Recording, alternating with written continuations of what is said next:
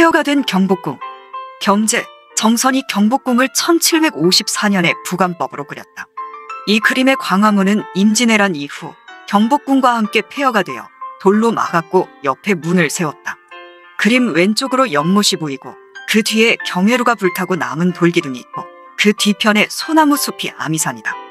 숲 앞에는 근정전의 월대 등 쓰러진 돌들이 널려 있고 그림 중간쯤 지편전 자리의 건물은 역대 왕들이 가끔씩 들렸다는 기록으로 보아 잠시 쉴 수 있는 시여소로 보이며 오른쪽 아래 담에 붙은 건물은 궁터관리소로 보인다. 이 그림 한 점으로 당시 임진왜란을 겪고 난 조선의 실상을 유추하게 하고 불타고 없어진 160여 년 후의 경복궁의 모습이다. 임진왜란으로 선조가 의주용만까지 다급하게 피난을 가게 되었고 외적이 물러간 이듬해에 돌아와 본 서울의 모습을 유성룡이 징비록에 기록하기를 궁은 불타 없어지고 사람 뼈가 들불처럼 널려 있는 중에 죽은 어미 가슴을 빨다가 굶어 죽은 유아도 보였다. 라는 기록이 있다. 굶어 죽느니 남별궁에 주둔한 일본군 총대장 평수가를 찾아가 음식을 얻어먹고 정보를 제공하는 것이 당시 백성들의 실상이었다. 경복, 창덕, 창경, 세궁궐과 도성안의 권세가들의 저택들이 한꺼번에 불에 타 없어지고 폐허가 된 경복궁 자리에 선조는 초막을 짓고 거처하려 했으나 배신들이 만류하였고 세조가 장손 월산대군을 위해 지어준 저택이 지금의 덕수궁 서거당인데 이 저택을 행궁으로 삼아 거처하게 되었다. 한경지략 일권 궁궐조의 기록을 보면 선조 25년의 병화로 불타 지금은 다만 옛 궁성과 근정전 월대, 경회로의 돌기둥만 남아있다. 궁성 정문 자리에는 지금 세문을 세우고 편액을 부광화문이라 하였다. 당시 나라의 앞날이 막막하여 경복궁의 복구가 불가능하고 광화문이 돌로 막혀 있어 그 옆에다 작은 출입문을 내고 예전에 큰 문을 생각하며 걸었던 편액이다. 광화문 남쪽 좌우에는 조선 초부터 의정부, 삼군부, 육족, 사원부 등의 각사가 있었으며 불타 없어진 광화문을 그림에서 보는 것처럼 돌로 막아 궐 안이 보이지 않도록 하고 파손된 관청거리를 다시 복구하여 정부의 중추적인 기능은 조선 말 개화기까지 이어졌으며 대한민국 정부도 이 거리를 중심으로 탄생하였으나 지금은 시민의 광장으로 변모하였다. 경복궁, 겸재, 정선이 그린 1754년의 경복궁의 모습은 매우 처참한 모습이었으나 100여 년이 지난 고종 2년은 25대 철종이 승하한 지 2년 후이고 흥선대원군은 안동 김씨 세도 정치 아래서 아들 고종의 왕권 회복을 위해 섭정을 하면서 자신의 권력을 초월하여 경복궁의 중건을 위해 당백전을 발행하고 원납전을 거두어 500여 동의 각종 정각들을 고종 4년에 중건을 완료하였다. 그러나 조선 말기는 흥선대원군이 추진해왔던 왕조국가의 위험이 쇠퇴해지는 시기와 맞물려 외세가 밀려오기 시작하여 평양에 미국 상선이 들어와 불타고 신미양요, 운요호 사건, 일본과의 강화도 조약 등 조선을 둘러싸고 벌어진 청일전쟁 등으로 국가의 권위가 지탱하기 어려워 파탄 직전까지 이어지면서 1896년 고종일 러시아 공사관으로 악원 파천하면서 경복궁을 포기하였다. 을사늑약으로 조선의 국권은 일본 공사관으로 넘어가면서 광화문 시대는 끝이 났다. 1910년 일제강점기에 접어들면서 대한제국 황실이 이황가로 격화되었고 1912년 경복궁에 조선 총독부 청사를 건립하면서 흥례문과 이어진 행각과 영재교를 철거하였고 근정전, 경회로 등 중요 건물 서너 채만 남기고 대부분의 전각을 헐어 일부는 데라우치 총독이 일본으로 가져갔고 나머지는 일반에게 팔아버렸다. 그리고 1914년에는 조선물산 공진회를 경복궁에서 개최하였으며 1917년 11월 창덕궁의 대화제로 경복궁의 전각을 모조리 헐어 창덕궁 재건공사에 활용되었다. 1592년 임진왜란 때 불타 사라지기 이전의 경복궁 배치도인데 조선 전기 경복궁 각정각을 고증하는 귀중한 자료이다. 이 배치도는 18세기 영조대에 그려진 것인데 왼쪽은 서울 역사박물관이 경복궁도를 구입한 다음 보존 처리하여 공개한 족자이고 나머지는 1997년 소더비 경매장에 출품되면서 알려진 삼성출판박물관 소장품이다. 광화문 1395년은 태조 4년이고 경복궁을 창건할 때 정전인 근정전과 편전인 사정전, 침전인 경성전, 연생전, 강령전 등을 지어 궁을 갖추고 담을 쌓은 뒤 정문을 오문이라 불렀다. 궁궐이란 왕과 그 가족들이 기거하는 큰 건물을 일컫고 버릉궁의 좌우에 성벽을 쌓고 큰 문을 내고 망루를 설치하여 출입하게 한 건축물 모두를 궁궐이라 하는데 그중 가장 큰 문이 지금의 광화문이다. 1425년은 세종 7년이고 집현전 학사들이 광화문이라 이름지어 지금에 이른다. 1592년은 선조 25이고 광화문과 함께 모두 소실되었다. 1867년은 고종사이고 경복궁을 중건하면서 해문이 된 광화문도 재건하였다. 1927년은 일제강점기이고 조선 총독부 건립돼 일본인 야나기 문해 요시의 끈질긴 반대 요청으로 보존되었으나 총독부 건물을 가린다는 이유로 건축문 부근에 자재를 방치했다가 다시 세웠는데 남산 조선신궁을 바라보도록 각도를 틀어서 다시 세웠다. 1950년은 이승만 대통령 집권기인데 6.25 전쟁으로 포탄을 맞아 석축만 남기고 파손되었다. 1968년에 박정희 대통령의 지시로 시멘트 건물로 복원하였는데 문화재 가치가 전혀 없었고 원래보다 3.75도 틀어져 건립되었다. 1996년 김영삼 대통령 때 조선 총독부 건물을 철거하고 조선 초부터 있었던 홍예문과 영재교가 제자리를 잡았다. 2010년 이명박 대통령 때 광복절에 맞춰서 조선 초기의 위치와 방향을 바로잡아 복원을 완료하였다. 그러나 월대와 해태성 위치는 도로 중앙을 가로막는 문제로 복원을 중단하여 오늘에 이른다. 오늘날에 이르러 광화문이라고 하면 문의 안쪽 경복궁 일대와 문의 바깥 세종대로를 한데 어우르는 총칭으로 쓰이고 있다. 2020년부터 세종대로 공헌화 작업을 추진하면서 광화문 앞을 지나는 길을 돌리고 의정부 복원과 월대와 해태상을 제자리로 옮기는 등 지속적으로 복원해 나가겠다고 한다. 육조거리. 조선이 건국되면서 이곳 세종로는 한양의 심장부가 되었다. 광화문 앞 넓은 대로 양옆을 육조거리라 하는데 약 600m 지점에 이르러 황토현이란 야트막한 고개가 있었고 여기까지가 육조거리이다.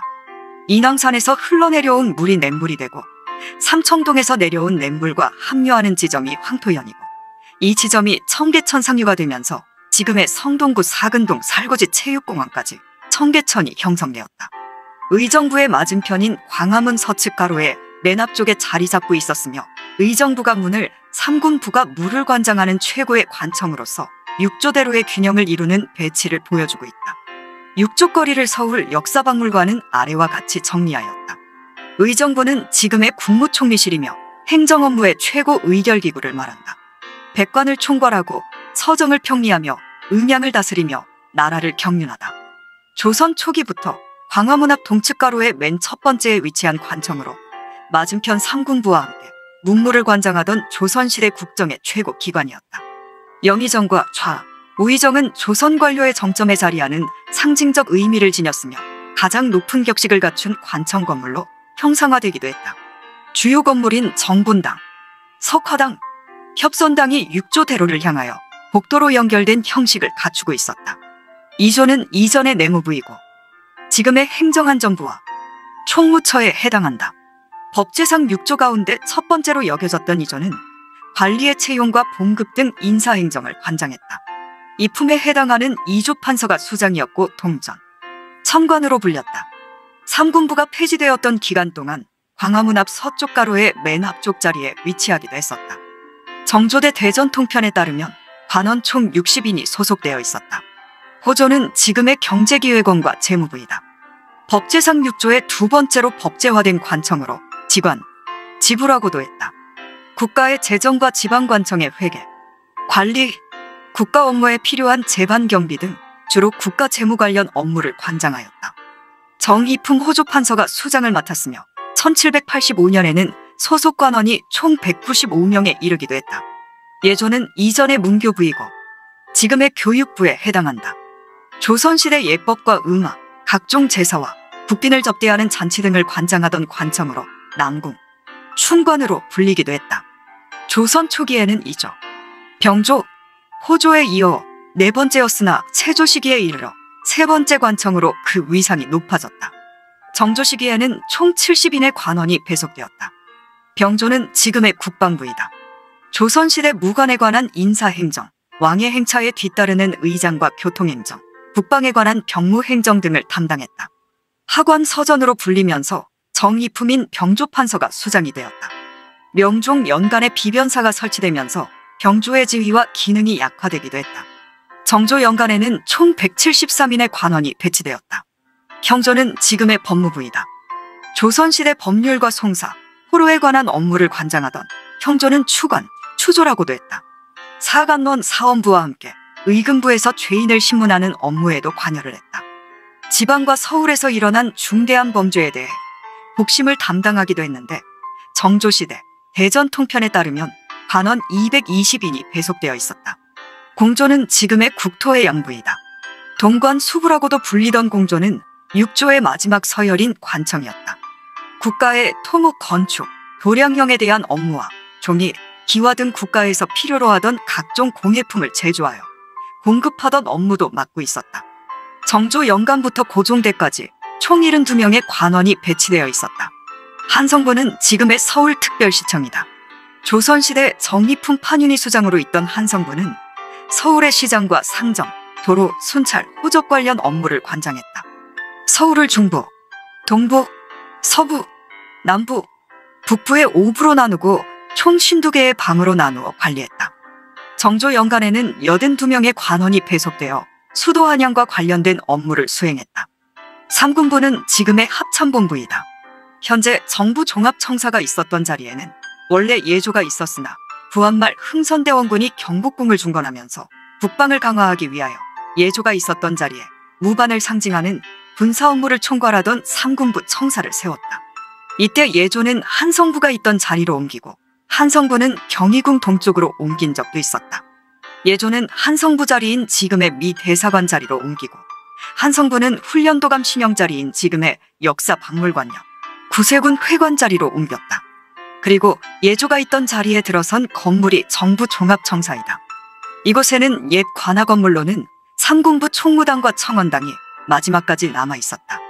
조선의 군령과 군정을 총괄하던 삼군부는 세종대에 폐지되었다가 고종대에 부활했는데 1873년 흥선대원군이 하야하면서 유명무실한 기구로 전락하였다가 1880년 공식적으로 폐지되기에 이르렀다.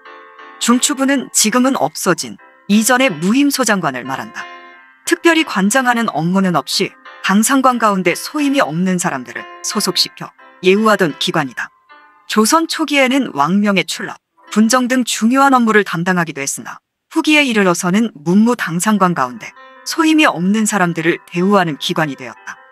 그러나 육조의 판서가 정이품인데 반해 중추부의 최고 관원은 정일품 영사로서 이조, 예조, 경조 판서 역임자만 임명될 수 있었다. 사원부는 오늘날 감사원이다. 조선시대 언론 활동, 관료에 대한 감찰, 탄핵 업무를 관장하던 관하였다. 의정부, 육조와 함께 조선 정치의 핵심적인 기관으로서 국정 전반에 걸쳐 다양한 업무에 관여하며 왕권과 신권을 모두 견제하는 역할을 담당했다. 인사와 법률 개편에 대한 등의 혹은 거부권을 행사할 수도 있었으며 상대 5대, 백부라고 불리기도 했다. 기로소는 퇴임한 고위 관리들의 경로당이었다. 조선시대 고위 문신들을 예우하고 신목을 도모하기 위해 설치된 관서이지만 숙종이 59세, 영조와 고종이 51세의 기로소에 들어가는 등 국왕이 들어간 예도 있었다.